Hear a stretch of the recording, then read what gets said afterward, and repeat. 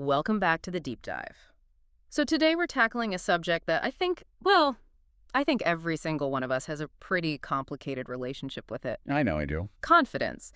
But, and I want to be really clear right off the bat, we are not talking about the guy at happy hour shouting over everyone. Oh, thank goodness. We're not talking about fake it till you make it or, power poses in the mirror. We are steering clear of that be the loudest lion in the room advice. Yeah, we're diving into a stack of material that circles around a very specific, and I'd say slightly unsettling term, dangerous confidence.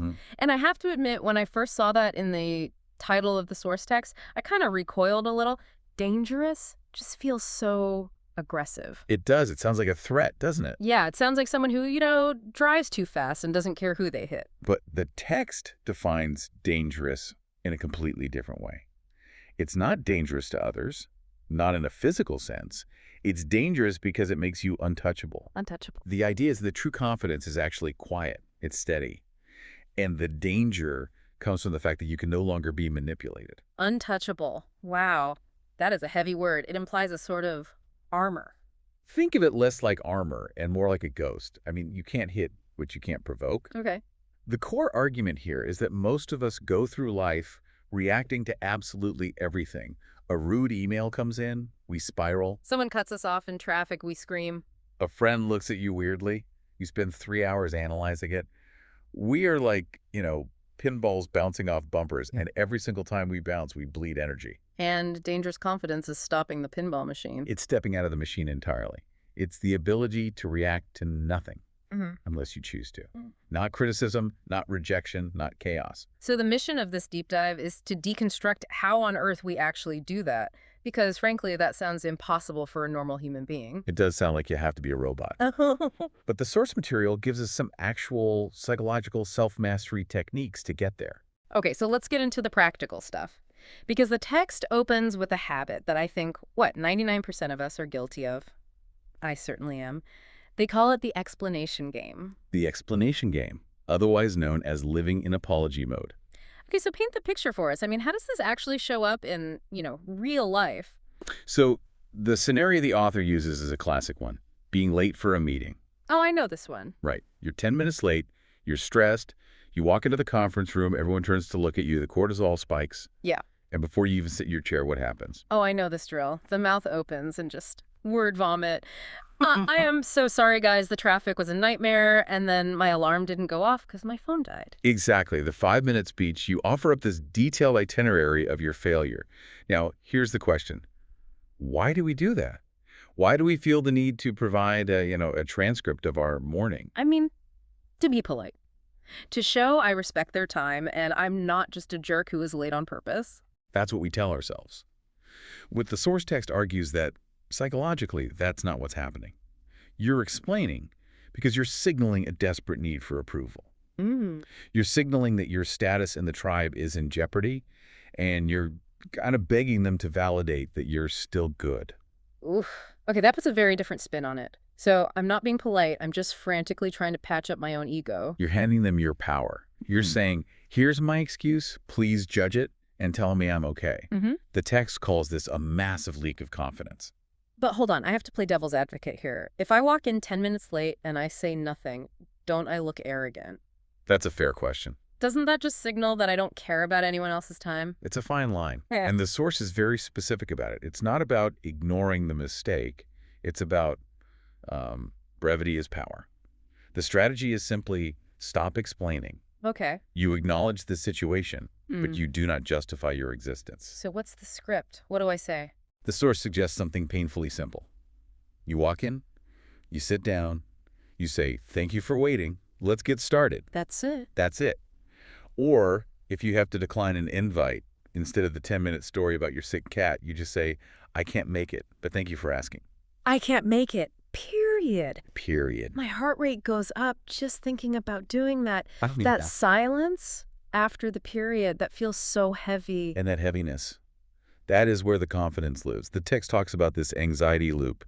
When we feel that silence, our brain interprets it as a threat. So we rush to fill it with words. To make ourselves feel safe. Exactly.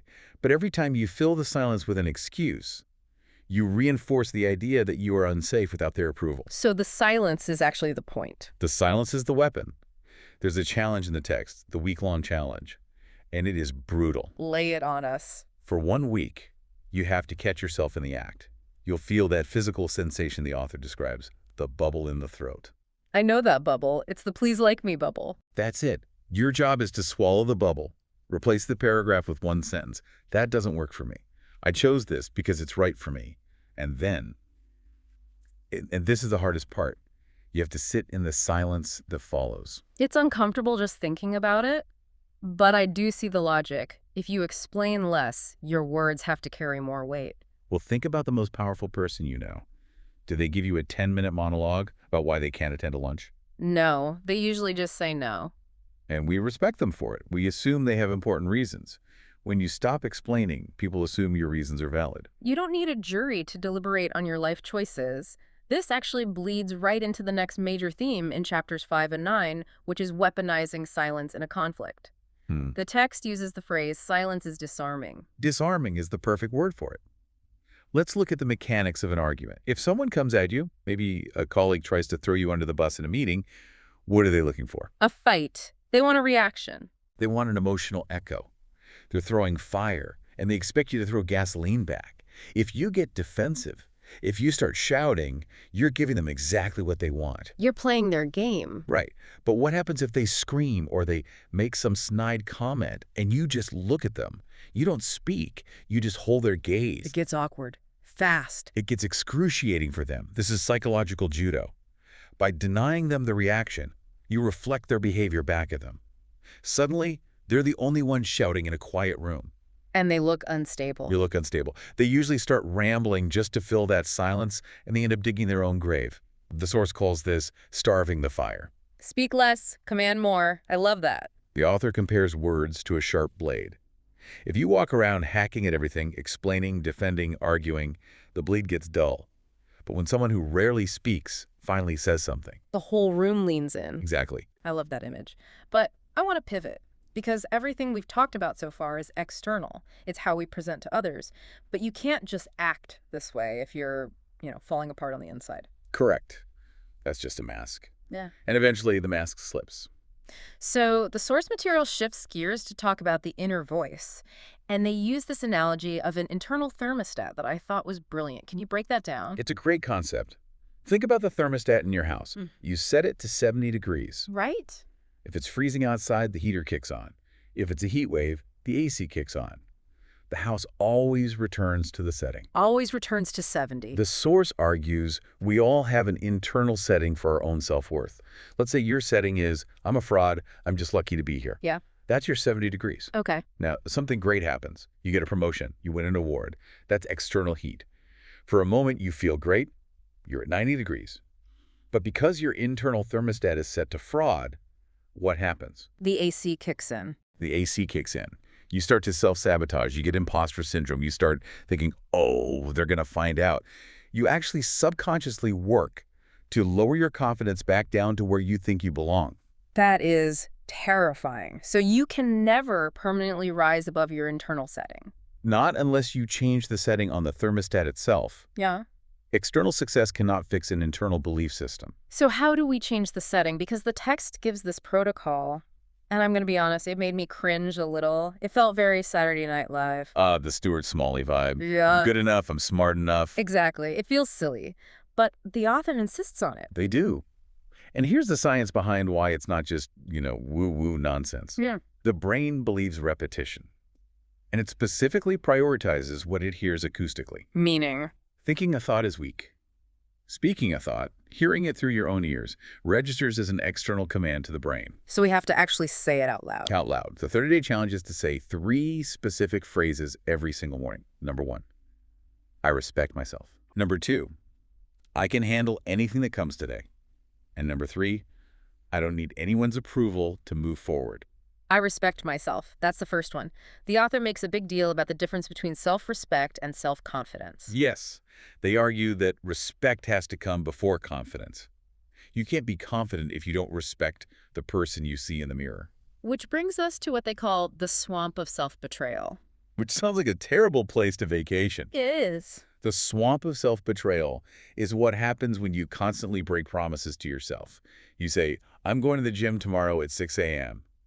Then you hit snooze. We've all done it. We all have. You think, oh, I just wanted more sleep. But your subconscious registers that as, my word means nothing. I cannot trust myself. Wow. So every time I flake on myself, I'm lowering that thermostat setting? Precisely. You are proving to yourself that you are not a person of your word.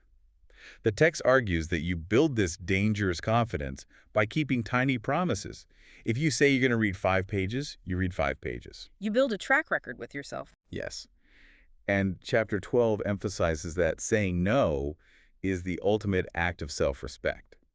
You can't build a skyscraper of confidence if the foundation is made of broken promises. That connects so well to the next section, which is about getting to that untouchable state. And it focuses on our addiction to being liked. This is the hardest hurdle. We are biologically wired to want the tribe to like us. It's a survival mechanism. But the trap is so obvious. If your confidence depends on applause, it's fragile because the audience is fickle. The applause can stop. And there's that great line. People may enjoy it when you seek their approval, but they admire it when you don't need it. That's the paradox of charisma, right? Yeah. We're drawn to people who seem completely comfortable in their own skin, regardless of what anyone else thinks. Exactly. Not the ones running around asking, did I do okay? Do you like me? But doesn't that require a certain level of, I don't know, detachment? It requires total detachment from the result. This is Chapter 7, Reacting versus Leading. The text argues that the person who reacts is always the subordinate. Break that down for me. Imagine a chaotic meeting. Numbers are down, the client is angry, the reactor gets defensive, their voice goes up an octave, they start sweating. They're reflecting the temperature of the room. Exactly, they're a thermometer. But the leader, and we don't necessarily mean the boss. Or no, the leader of themselves. The leader pauses. They slow down. When everyone else speeds up, the confident person actually moves slower. They lower their voice. By doing that, they become the anchor. They control the energy. This sounds great in theory, but I really struggle with the detachment part. The source talks about process over result. But if I don't care about the result, how will I ever succeed? And that is the great lie of anxiety, isn't it? We think anxiety shows we care. But the text argues anxiety is just interference. Dangerous confidence is the ability to say, I will do my absolute best, but whatever happens, I will be fine. Whatever happens, I will be fine. That's the mantra. When you stop clinging to the outcome, I need this sale, I need her to say yes, you actually perform better. You're looser. You're more present. It's like the basketball player who's terrified of missing the free throw versus the one who's just shooting the ball. Exactly. The one who's terrified is thinking about consequences. The one who's confident is just thinking about the mechanics. Okay, so we have the mindset. We're stopping the explanations. We're fixing the thermostat. But how do we build the muscle? Because the source is very clear. This isn't something you just read about and magically have. No, but they use the gym analogy. You can't build muscle by reading a book about weightlifting. You have to go lift heavy things. And in the world of confidence, the heavy weight is discomfort. Discomfort, my old friend. You have to reframe it. Most of us treat discomfort like a red light. Stop, this feels bad, get out. Yeah, abort mission. Right. The source argues you need to treat it like a green light. This feels awkward. Good. That means I'm growing. You have to lean into the cringe. And the biggest weight at this gym is rejection. Rejection is the ultimate confidence builder, if you use it right. That sounds completely backwards. Usually rejection destroys confidence. Only if you take it personally. If you see rejection as, they said no, therefore I am worthless, then you're done. But the text suggests a perspective shift. Rejection is just data. It's feedback. It's redirection. Stop asking why me and start asking what did I learn? Exactly. And there's a provocative statement in the conclusion. If you aren't hearing no, you aren't aiming high enough. I highlighted that too. It basically implies that if everyone is saying yes to you, you're just playing way too small. You're walking on a paved road. Dangerous confidence is built off-road. And just to touch on one last practical thing from Chapter 14, Competence, we can't ignore this. You can't just mindset your way into being a surgeon. Right. You actually have to know what you're doing. Confidence comes from the reps. Training until the skill is boring. You don't need to pump yourself up to tie your shoes because you've done it 10,000 times. Part of being untouchable is just being so good at what you do that you don't need to fake it. We're coming to the end here, and I want to wrap up with what the source calls the ultimate level. this abundance mindset. Live as if you need nothing. This is the philosophical peak of the book. And we need to clarify, this doesn't mean you become a monk or you don't love people. It doesn't mean you don't enjoy nice things. No, it means you don't need them to be whole. When you don't need validation to feel worthy, when you don't need a flashy title to feel successful, you become unbribable. You cannot be manipulated. And that's where the dangerous part comes back full circle. If I can't buy you with flattery and I can't scare you with criticism, I have no leverage over you. You are free. You are a sovereign entity. And that is dangerous confidence. It's quiet, it's steady, and it reacts to nothing unless it chooses to. So let's bring this home for everyone listening. What do we do with this today? Because we covered a lot. Pick one battle. Don't try to do it all at once. Maybe start with the explanation game. Catch the bubble. Catch the bubble. Next time you're late, or you miss a call, or you say no to a drink, just say it. Yeah. And stop. Feel that burn of the silence and realize that the world didn't end. And remind yourself of that thermostat. Every time you keep a promise to yourself, you're clicking it up 1 degree. Exactly. You are the one in the driver's seat. You determine your value. Not the market, not your boss, not your partner, you. I want to leave everyone with a final challenge from the very last page of the source material. I think this sums it up perfectly. Go out and react to nothing so you can gain control over everything. Try that in your next stressful email chain. Just don't react. See what happens. Well, it might just change your whole life. Thanks for diving in with us. We'll see you on the next one.